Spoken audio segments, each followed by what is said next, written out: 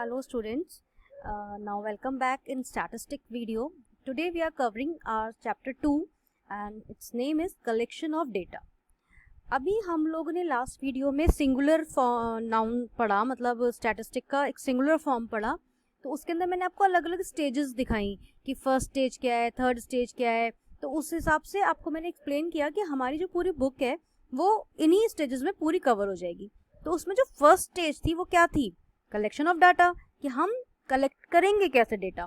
जैसे अभी तक हमने फर्स्ट चैप्टर में पढ़ लिया कि स्टैटिस्टिक क्या होता है. स्टैटिस्टिक मींस डेटा, मतलब जो कुछ भी एक इंफॉर्मेशन या डेटा है वो भी क्वांटिटेटिव, मतलब नंबर्स में जो जिसका पूरा मीनिंग हमें पता चल सके वो हमारा स्टैट्स होता है. ठीक, तो अब ये जो डेटा है ये आएगा कैसे हमारे पास में? पहला क्वेश्चन तो यही होता है ना. तो वही है कलेक्शन ऑफ डेटा. तो collection of data we will study sources of data, और सेकंड हम पढ़ेंगे मेथड्स ऑफ कलेक्टिंग डेटा, कि क्या तो सोर्स है, हम उस डेटा को कलेक्ट कैसे करें, और फिर उसके मेथड क्या हैं कलेक्टिंग के. ठीक, तो अब हम आते हैं सोर्सेज ऑफ डेटा पर. प्राइमरी सोर्स, मतलब प्राइमरी सोर्स यानी कि जो एकदम फर्स्ट स्टेज है वो क्या है? First hand quantitative information. मतलब जैसे सपोज करिए कि आप लोगों का रिजल्ट आया अभी 10th क्लास का और 12th क्लास का भी रिजल्ट आया है. अब मैं क्या करूं, एक एक बच्चे के पास जाऊं और उससे पूछूं कि बेटा तुम्हारे कितने परसेंट है, तुम्हारे कितने परसेंट है. तो मैं जो ये इन्फॉर्मेशन कलेक्ट कर रही हूँ एक एक एंड पर जाकर, ये मेरा प्राइमरी सोर्स हो गया डेटा का. ठीक है, क्योंकि मैं उसको जहां से मैं डायरेक्ट उस पर्सन से ही पूछ रही हूँ कि आपके कितने परसेंट आए. ठीक है, तो इसी को ये कहेंगे primary source of data implies collection of data from its source of origin.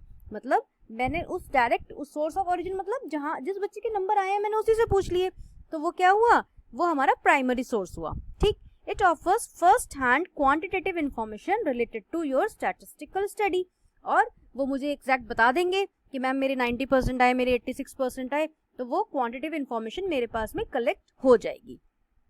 ठीक, तो ये था हमारा प्राइमरी सोर्स. अब हमारा सेकेंडरी सोर्स क्या होगा? It implies obtaining the relevant statistical information from an agency और an institution which is already in possession of that information. Secondary data का मतलब हो गया कि मैंने वो इन्फॉर्मेशन किसी से ले ली. मतलब सेकेंडरी सोर्स क्या हुआ कि कोई एजेंसीज हैं, मैं वहां पे गई और मैंने वो कलेक्ट कर लिया. जैसे सपोज करो आप लोगों का जैसे 12th क्लास का जब रिजल्ट आउट होने वाला होगा तो आप लोगों को बहुत सारे लोगों के फोन आएंगे, अलग अलग कॉलेजेस से फोन आएंगे. तो उन्होंने, लेकिन आप सोचो कि अरे इस IIMT से भी फोन आ रहा है, BIT से भी मेरे पास फोन आ रहा है, मैंने तो किसी को नंबर दिया नहीं.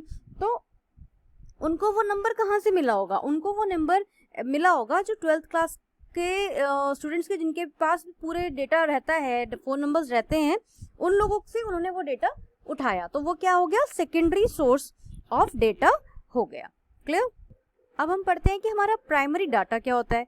तो प्राइमरी डाटा जो मैंने आपको क्या कहा कि फर्स्ट पर्सन से ही जो हमने ले लिया, वो data collected by the investigation for his own purpose.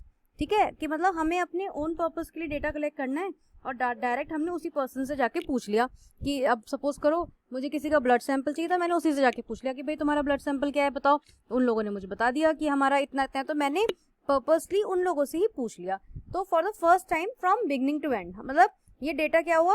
बिल्कुल ओरिजिनल डेटा हो गया, जहां से कलेक्ट मतलब एंड यूजर से ही लिया गया एक तरह से. ठीक, अब सेकेंडरी डेटा क्या होता है? पहला प्राइमरी डाटा तो वही हो गया ना प्राइमरी सोर्स वाला, कि हमने जहाँ जिनका रिजल्ट आया हमने उसी से पूछ लिया. और सेकेंडरी डाटा मतलब data collected by other person, कि डाटा तो किसी और पर्सन से कलेक्ट हुआ था लेकिन हमने उससे ले लिया. ठीक है, तो वो क्या है? हमारा सेकेंडरी डाटा कहलाता है. अब हम इनका डिफरेंस भी पढ़ेंगे कि भाई दोनों डेटा में, मतलब प्राइमरी और सेकेंडरी में क्या डिफरेंस है. प्राइमरी रियल टाइम डेटा है, क्योंकि हम एक्चुअल अभी जाके कलेक्ट कर रहे हैं उसको. पास्ट डाटा क्योंकि पुराना रखा होगा ना उनके पास, तो वो लोग वो देंगे. ठीक है, sure about sources of data. अब अगर मैं ही जाके कलेक्ट करके आई हूँ या मैंने ही किसी बच्चे से परसेंटेज पूछी है, तो मैं तो बिल्कुल श्योर होंगी ना कि नहीं नहीं मुझे मालूम है, मैंने उससे खुद पूछी थी, है ना. और सेकेंडरी में तो नहीं, आप not sure about sources of data because किसी और ने कलेक्ट कर रखा है ये, तो आप उतने ज़्यादा श्योर तो नहीं हो सकते हो उस चीज़ के लिए. Helps to give result finding. अब जब हमने खुद कलेक्ट कराया डेटा तो हमारे पास ज़्यादा इन्फॉर्मेशन होगी और हम उसका रिजल्ट ज़्यादा मतलब इजीली हमें फाइंड हो जाएगा. रिफाइनिंग द प्रॉब्लम्स, और इन्हें एनालाइज करना पड़ेगा, रिफाइन करना पड़ेगा.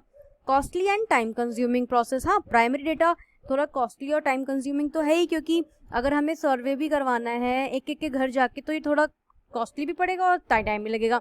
जैसे आजकल आपको पता है कि कोरोना एक आई हुई है कि महामारी हमारे देश में क्या पूरे विश्व में ही चल रही है। तो इसके लिए हमारी जो सरकार है, हमारी गवर्नमेंट क्या करवा रही है, घर घर भेजकर लोगों को कोरोना टेस्ट करवा रही है। ठीक है, अब देखो अगर कितना बड़ा, मतलब एक सिटी की बात करें अगर हम, मेरठ की, तो कितना बड़ा सिटी है, और जो वो वर्कर्स हैं जो जा रहे हैं बेचारे एक एक जगह जा रहे हैं और वो कलेक्ट कर रहे हैं, तो देखो कॉस्टली भी पड़ गया क्योंकि इतने सारे लोगों को उनको पैसे, सरकार को पैसे देना पड़ेगा, या वो कहीं तक जाएंगे तो उनका ट्रैवलिंग का भी लगेगा, मतलब और भी बहुत सारी कॉस्ट उसके साथ इन्वॉल्व हो जाएगी। और टाइम कंज्यूमिंग भी है क्योंकि मतलब एक कैपेसिटी तो होगी ना, झट से तो नहीं हो सकता है, तो टाइम कंज्यूमिंग सोर्स है ये। Cheap and no time consuming, अब हमने तो किसी दूसरे से उठा लिया तो ये तो टाइम कंज्यूमिंग बिल्कुल है ही नहीं और सस्ता भी है। ठीक, avoid biasness of response data, इसके अंदर हम डायरेक्ट कलेक्ट कर रहे हैं तो बायस होने के कम चांसेस है, मतलब can not know if data biased और नॉट। अब ये जो डेटा है ये बायस्ड है या नहीं है, ये चीज़ हम नहीं पता लगा सकते क्योंकि सेकेंडरी डाटा है और वो किसी और ने कलेक्ट करा है। मोर फ्लेक्सिबल, ये ज़्यादा फ्लेक्सिबल है और ये लेस फ्लेक्सिबल है। ठीक, तो ये हमारा ये वीडियो हम यहीं पे एंड करते हैं। इसके बाद हम अपना इस चैप्टर को ही आगे कंटिन्यू करेंगे।